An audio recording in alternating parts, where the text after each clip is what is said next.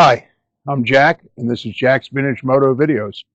Today I'm going to talk about a little technique I use to save old rubber parts when I'm doing restorations.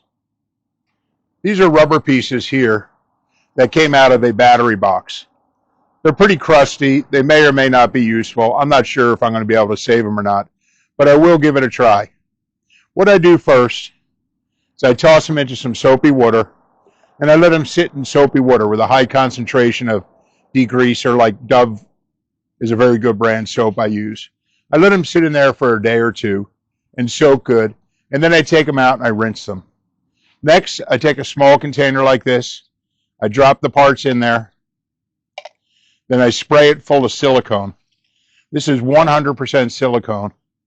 I spray the parts, I put the lid on, and I let them sit for a day or two. Shake it up a little bit if I have to. Spread the silicone around, and I let the parts sit. After a day, I take them out, and they come out looking fantastic. This is a foot peg off about I think it is a mid-1960s Honda. You can't see it in the camera, but it's got the little HM emblem in it. So this is an original factory foot peg.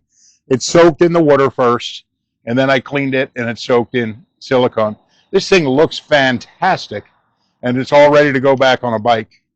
Here's a cap, a cable cap that goes on top of the carburetor where the cable comes in. Also, it looks absolutely fantastic.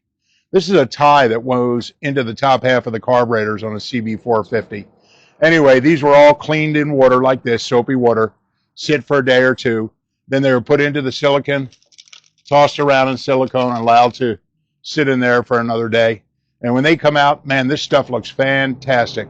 It's good enough that you could go ahead and you could put it onto a restoration project, a concourse level restoration, and they look absolutely fine.